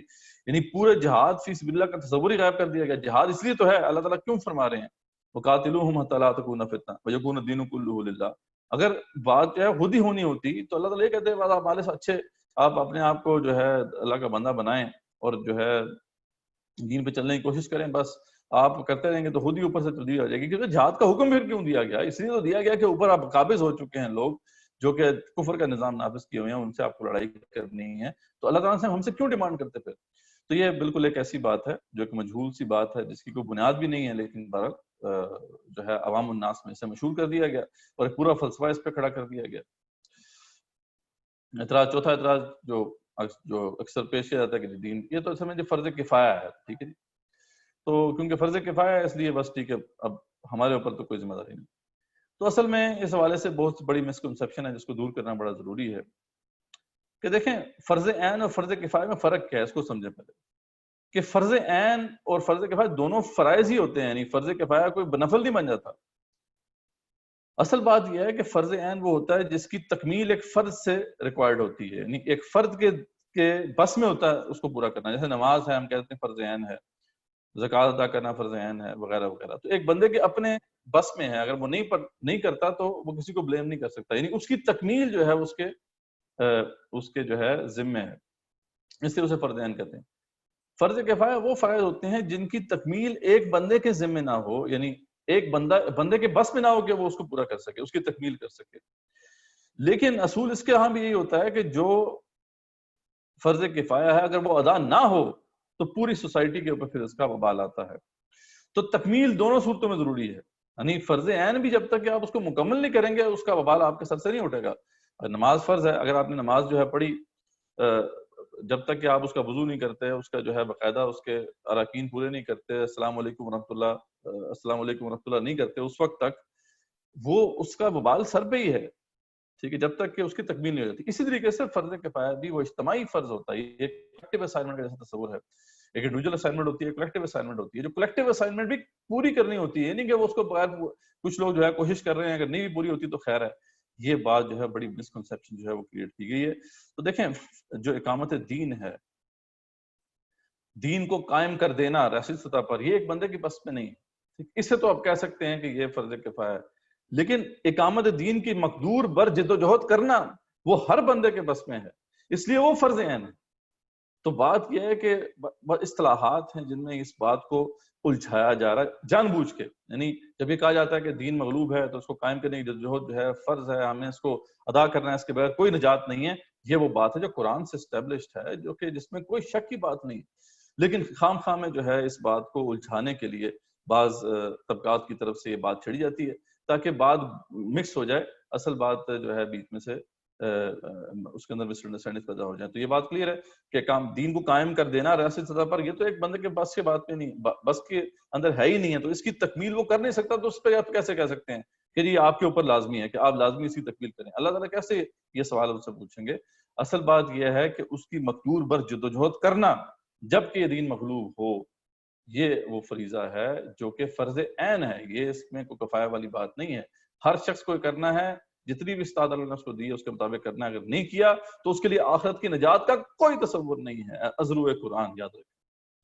یہ بات بڑی کلیئرٹی کے ساتھ پیش کی گئی. میں اتنے وثوق سے اگر آپ کے سامنے کہہ رہا ہوں تو یہ بات ایسی نہیں ہے کہ جو ایک دو جگہ پہ بیان کی گئی، بلکہ اس کے پیچھے پورا جیسے ہم نے بیان کیا بیانیہ کھڑا. تو بہرحال یہ ایک اعتراض ہے. پھر ایک اعتراض ہوتا ہے کہ ہر کوئی اقامت دین کر رہا ہے. جی اقامت دین سے مراد تو یہ ہے کہ نماز، روزہ، حج، زکوٰۃ سبھی کے دین کے اندر دین کا حصہ ہے نا. تو اگر ناظر قرآن پڑھا رہا ہے وہ بھی اقامت دین کر رہا ہے، کوئی بندہ اگر نماز پڑھ رہا ہے تو وہ بھی اقامت دین کر رہا ہے. تو یہ بھی اگین جو ہے جن لوگوں نے بھی یہ ساری بات چھیڑی ہے اگین کنفیوز کرنے کے لیے اس پورے مسئلے کو. اصل میں اس کے مختلف اصطلاحات ہیں. اس ڈاکٹر صاحب رحمۃ اللہ نے بھی اور جو مولانا مودودی یا مین اسدائی رحمۃ اللہ علیہما، یہ جتنے بھی لوگ تھے انہوں نے جب اس بات کو پیش کیا تو اس لیے اس کی ایک اصطلاح نہیں بیان کی. ان کو پتا تھا کہ یہ سارے جو ہے طوفان کھڑا کیا جائے گا، اس لیے ہم بھی جب پیش کرتے ہیں تو اس کو مختلف اصطلاحات سے بیان کرتے ہیں تاکہ اصطلاحات کے اندر اصل مسئلے کو گڑبڑ نہ کر دیا جائے. لیکن انفارچونیٹلی پھر بھی کر دیا جاتا ہے. تو ہم نے بتایا تھا کہ یہ مسئلہ ٹرمینالوجی کا ہے. اقامت دین ایک ٹرمینالوجی ہے، قیام امامت یا قیام حکومت اسلامیہ یہ بھی ایک ٹرمینالوجی ہے، ایک اصطلاح ہے. جہاد و قتال فی سبیل اللہ بھی ایک اصطلاح ہے. یہ سارا جو مختلف اصطلاحات ہیں ایک ہی مسئلے کو ایڈریس کر رہی ہیں. تو اصل معاملہ یہی ہے کہ جو کانسیپٹ ہے اس کو سمجھنا چاہیے کہ جب دین مغلوب ہو تو اس کو قائم کرنے کی جدوجہد وہ فریضہ ہے، وہ لزومہ ہے، وہ ذمہ داری، جو بھی آپ اسے کہیں.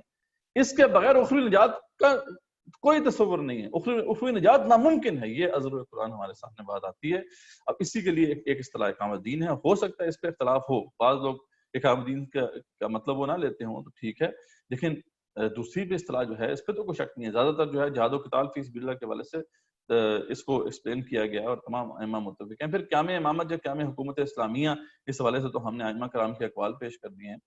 تو کہنے کا مقصد یہ ہے کہ یہ اصطلاحات کے اندر جان بوجھ کے اس کو چھیڑ کر تاکہ اس کی امپورٹنس ختم ہو جائے.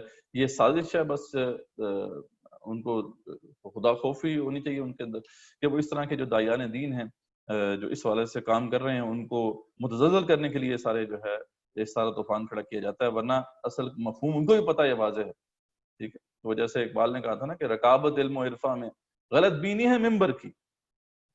ٹھیک ہے کہ تو حلاج کی سولی کو سمجھا ہے رقیب اپنا، کہ وہ حلاج کی سولی کو سمجھا ہے رقیب اپنا. تو یہاں پہ وہی بات میں کہنی پڑتی ہے کہ رکابت علم و حرکت میں، یعنی یہاں پہ بھی وہ جو تحریکوں کے عمائدین ہیں اور ان کے درمیان جو اختلاف ہے یہ غلط بینی ممبر کی.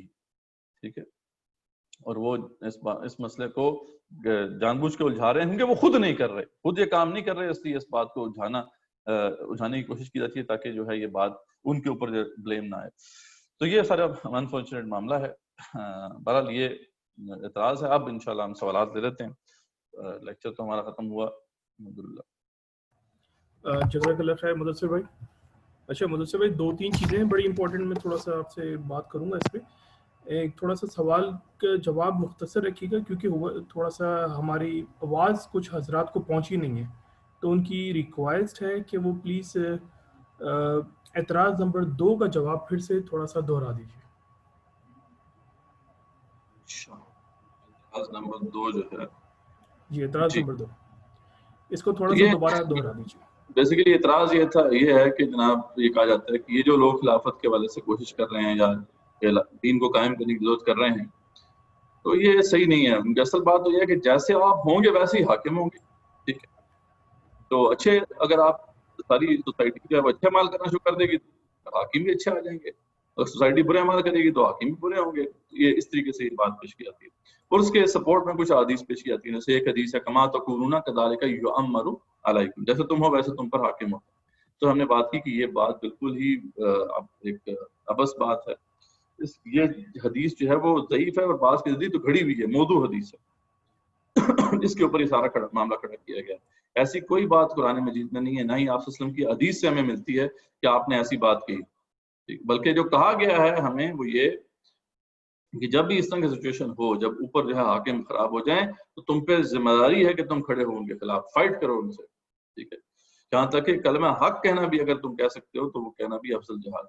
تو یہ کہاں سے بات آ گئی کہ جناب آپ قرآن کو چھوڑ دیں، کھلی چھوٹ دے دیں اور اپنا بس مانجتے رہیں، اپنی جو ہے اپنا تزکیہ کرتے رہیں. تو جب سارے لوگ صحیح ہو جائیں گے تو وہ خود بخود اوپر سے قرآن صحیح ہو جائیں گے. یہ بالکل ایک من گھڑت جو ہے فلسفہ ہے جسے کھڑا کیا گیا. تو یہ بات تھی جو ہونے کی تھی.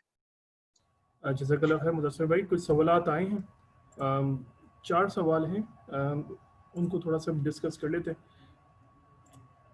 پہلا سوال ہے یہ سمیع الرحمان صاحب کا، موجودہ دور میں اسلام کو حکومتی سطح پر کیسے نافذ کیا جا سکتا ہے؟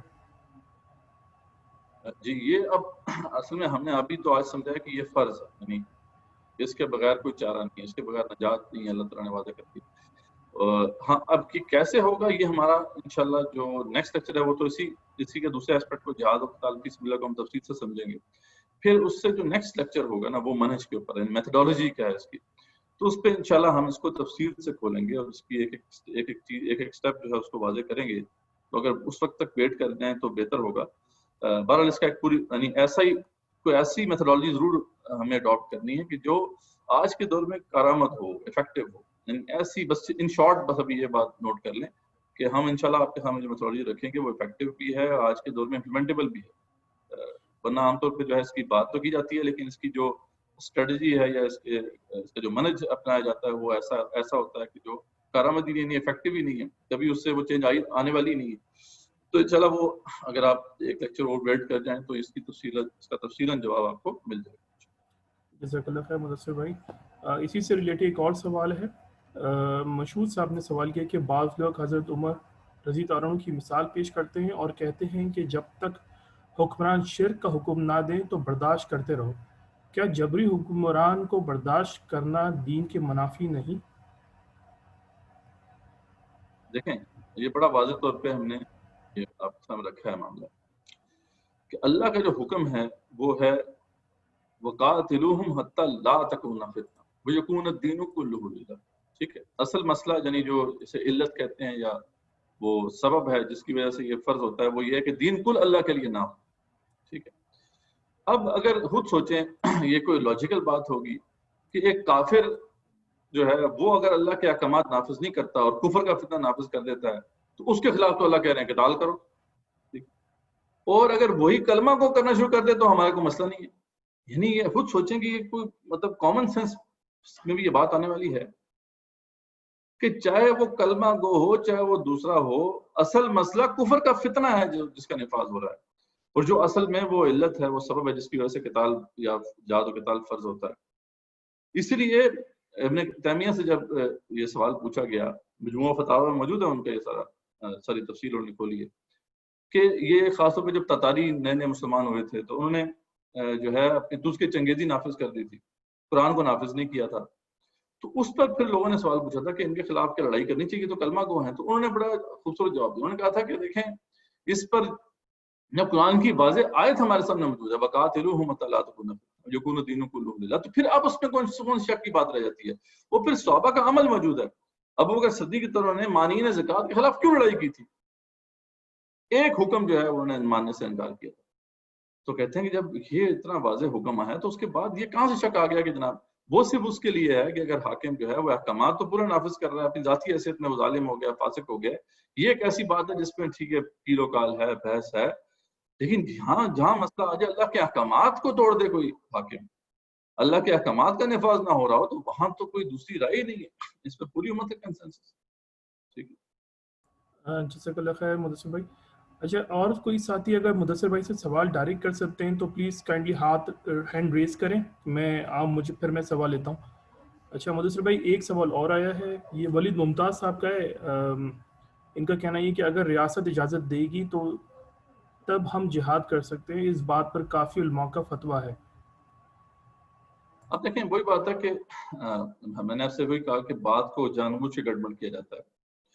جو خاص طور پر روایت پسند طبقے کی طرف سے یہ ظلم ہو رہا ہے کہ یہ بات اس صورت میں تو ٹھیک ہے کہ جب مسلمانوں کی ایک خلافت یا حکومت اسلامیہ قائم ہو. ٹھیک ہے، ہاں ایک جو ہے مسلمانوں کا حاکم ہے، اللہ کے احکامات کو نافذ کر رہا ہے اپنے نیچے. اب اگر اس نے بیونڈ یعنی کسی اور جگہ پہ جو ہے حملہ کرنا ہے، لڑائی کرنی ہے یا جہاد کرنا ہے، تو اس کی بات بالکل صحیح ہے. اس تناظر میں تو یہ بات بالکل صحیح ہے کہ ہاں اس کا حکم ہوگا تو آپ نے لڑائی کرنی. مسئلہ یہ ہے کہ وہ خود ہی نافذ نہیں کر رہا تو اس سے ایکسپیکٹ کرنا کہ وہ ہمیں حکم دے گا، مطلب بڑی عجیب بات ہے. یعنی اگین کامن سینس کے بھی خلاف ہے. ایک حاکم مسلمانوں کا خود کفر کا فتنہ نافذ کیے ہوئے، اب یہ کہا جائے جی وہ ہمیں حکم دے گا تو پھر لڑائی ہوگی. تو یعنی اب وہی بات ہے کہ نہ ہوگا بانس نہ بجے گی بانسری والی بات ہے. تو اصل یہاں پہ بات ہو رہی ہے وہ حاکم خود ہی نہیں کر رہا تو پہلے اس کے خلاف لڑائی کرنی ہے سوسائٹی نے. یہ ہے فرض جو ہم پر ہے. ہاں وہ اگر کر رہا ہے تو پھر اس نے اگر اپنے علاقے سے کسی دوسرے علاقے پر حملہ کرنا ہے، اقدامی جہاد جسے کہتے ہیں، تو پھر بات صحیح ہے، پھر تو ان کی بات صحیح تھی. لیکن یہ ظلم جو ہے یہ بس ایسی بات کرتے ہیں ان کو مطلب کچھ تو خیال رکھنا چاہیے کہ ہمارے اپنے ہاں ایک حکم نافذ نہیں ہے دین کا. یہاں کے آئلی قوانین وہ ہندوستان کے مسلمانوں نے ابھی تک اپنے انٹیکٹ رکھے ہوئے، ہمارے آئلی قوانین بھی اسلام کے مطابق نہیں ہے. یہ حال ہے اس وقت ہمارے ملک کا. اور ہمارے حکمران یہ فتوی دے رہے ہیں کہ جناب حاکم اگر کال دے گا تو تبھی جہاد ہے، ورنہ آرام سے بیٹھے ہیں. کیا کہا جا سکتا، ماتم کیا کرے. مدثر بھائی ایک سوال اور آیا، یہ ہے نوید ممتاز صاحب کا. تو یہ آخری سوال ہی سمجھتے ہیں یہ چیٹ باکس کا. تو اچھا سوال یہ ہے کہ تو تب ہم کیا کر سکتے ہیں؟ یہاں جہاد کا نام لوگ تو اس انسان کو فتنہ پرست و فسادی انسان سمجھاتا ہے. تو خیر انشاءاللہ اس پہ مزید ٹاپک پہ آگے بات ہوگی. آپ چاہیں تو اس کو تفصیل بیان کر دیجیے. نہیں بس وہ دیکھیں بات وہ یہ ہے کہ ہم یہ بات صحیح ہے کہ جب ہم جہاد و قتال کی بات کرتے ہیں تو یہاں پہ بات اصل میں انڈرسٹینڈنگ کیا آتی ہے کہ وہ AK-47 پکڑ کے اور سوسائڈ جیکٹ پہن کے نکلا، تو یہ بھی غلط ہے. اصل بات یہ ہے کہ جہاد ایک کنسٹرکٹیو نظریہ ہے، یہ خالی ڈسٹرکٹیو نظریہ نہیں ہے. یعنی ڈسٹرکشن کم سے کم کرنی ہے اور آپ نے ریکنسٹرکٹ کرنا ہے.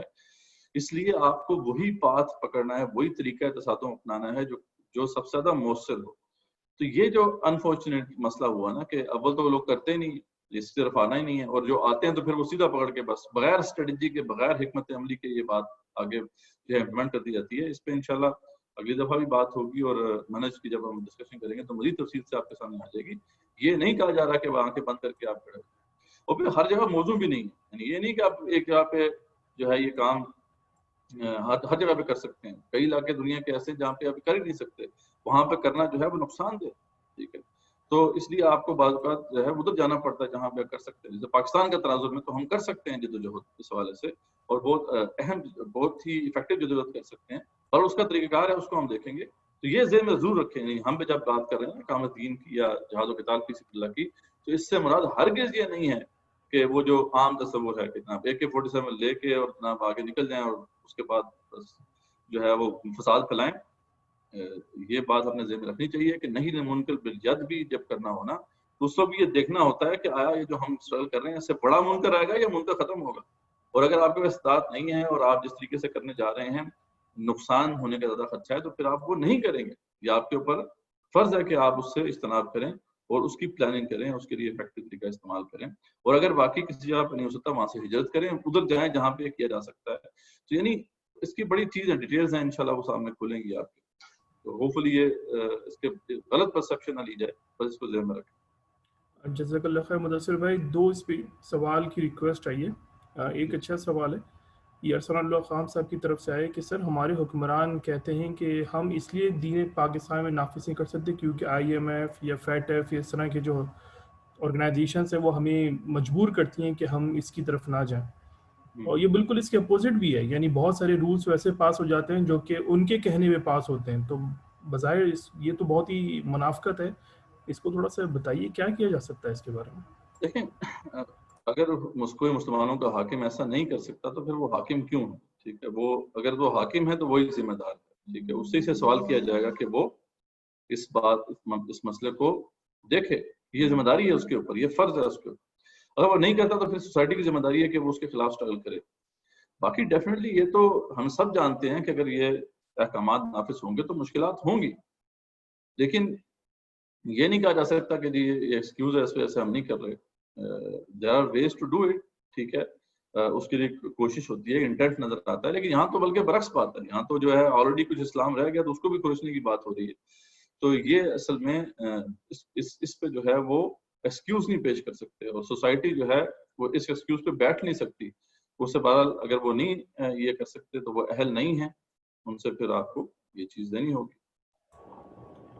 جزاک اللہ خیر مدثر بھائی. ایک ڈائریکٹ سوال محمد عاطف صاحب آپ سے پوچھیں گے. جی عاطف صاحب, اگر آپ کو آواز آ رہی ہے تو ڈائریکٹ سوال کیجیے. السلام علیکم ورحمۃ اللہ وبرکاتہ. وعلیکم السلام ورحمۃ اللہ. وعلیکم السلام.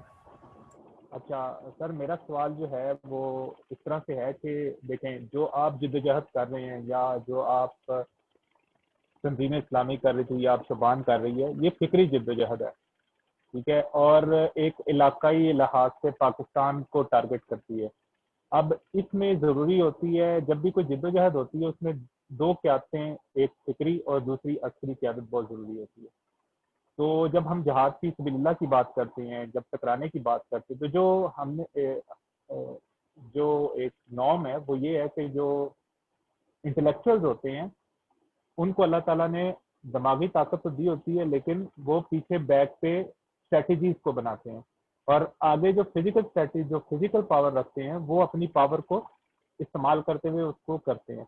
تو اب جو تنظیم کی جدوجہد ہے یہ کافی دیر سے صرف اور صرف فکری ایک ہے. تو اگر آگے جا کے اس میں تبدیلی کا کوئی عنصر آنا ہے تو اس میں عسکری قیادت یا عسکری جدوجہد کیسے آئے گی, یہ میرا سوال. دیکھیں وہ ہم نے بات کی نا کہ اس کی منہج کے اوپر تو بات ہماری تفصیل سے کھل جائے گی. بہرحال ہم اگر آپ تھوڑا سا واقف ہیں تو اصل میں آج کے دور میں کسی بھی مسلمان ممالک عسکری جدوجہد جو ہے نا وہ جسے عام طور پہ کہا جاتا ہے مسلح جدوجہد, وہ افیکٹو ہے بھی نہیں. ٹھیک ہے, وہ نقصان دہ ہے, وہ کاؤنٹر پروڈکٹیو ہے, اور اس سے نقصان زیادہ ہے, فائدہ نہیں ہے. دوسرا طریقہ لیکن آلٹرنیٹ طریقہ ہمارے سامنے آ چکا ہے, بلکہ جنگ ویسی تبدیل ہوگی نا جتنی بھی کانفلکٹ کا طریقہ ہے وہ اگر آپ دیکھیں کہ 20ویں صدی کے مڈ سے لے کے آگے جو دور گزرا تو ایون کہ اب حکومتیں بھی آپس میں اس طرح نہیں لڑ پاتی جیسے پہلے لڑتی تھی. تو اب طریقہ ہی چینج ہو چکا ہے, اس لیے زیادہ جو بہتر طریقہ ہے جسے استاد نے بھی واضح کیا اور جو ہم بھی سمجھتے ہیں وہ سول ریزسٹنس کا ہے, سول مزاحمت کا ہے. اور ان جگہوں پر جہاں پہ کوئی ریاستیں موجود ہیں, جہاں پہ کوئی کانسٹیٹیوشن موجود ہے. اس کے علاوہ باقی کئی جو ایسے علاقے ہیں وہاں تو آپ یہ ہجرت کر بھی نہیں سکتے, تو آپ کو وہاں سے ہجرت کرنی ہے. رہی بات اگر عسکری تو وہی ہو سکتی ہے جہاں پہ افغانستان ہے, جہاں پہ سیریا وغیرہ میں, لیکن وہاں پہ بھی اب کوئی جس طرح کی اس وقت پوری عالمی طاقتیں انوالو ہیں وہ کاؤنٹر پروڈکٹیو ہے, اس سے کوئی فائدہ نہیں ہوتا. ہاں افغانستان ایک ایسی جگہ تھی جہاں پہ ٹھیک ہے کچھ طالبان نے جدوجہد کر کے یہ کام کیا, لیکن اس کو بھی دیکھیں کہ وہ کامیابی اس طریقے سے ان کو نہیں مل سکی. کچھ عرصے بعد ان کو پھر اپنی اس سے پیچھے ہٹنا پڑا. تو بات وہی ہے کہ جہاں پہ مصر ہے, پاکستان ہے, ترکی ہے, یہ جو علاقے جہاں پہ سول مزاحمت کے ذریعے سے ایک افیکٹو اسٹرگل لانچ کی جا سکتی ہے اور ایک ممکن ہے کہ اس کے ذریعے سے دین قائم ہو سکے, ورنہ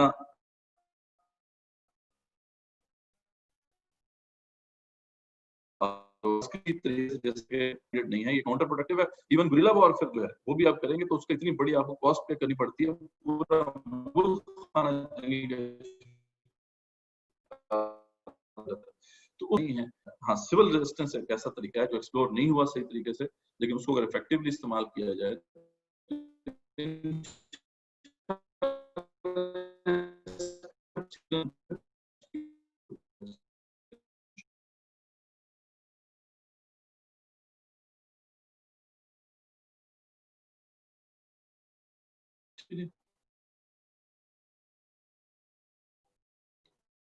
کوئی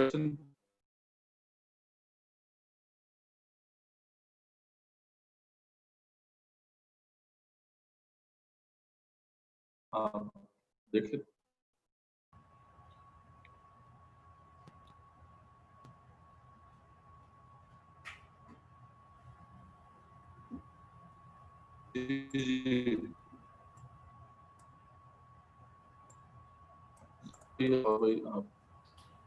جی مدثر شاید بھائی وہ تھوڑا سا کنیکشن میں پرابلم آ رہا تھا. جی جی ایک سوال تو پوچھے لیکن میرے خیال سے وہ اس پروگرام کو تھوڑا کلوز کرتے ہیں، ریپ اپ کرتے ہیں.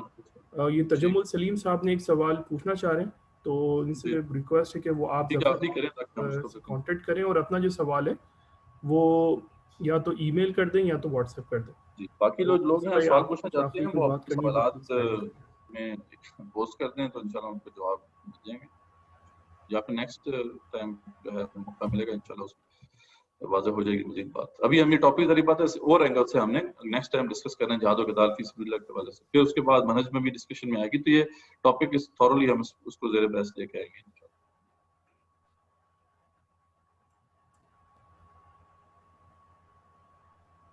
جزاک اللہ خیر. السلام علیکم ورحمۃ اللہ وبرکاتہ.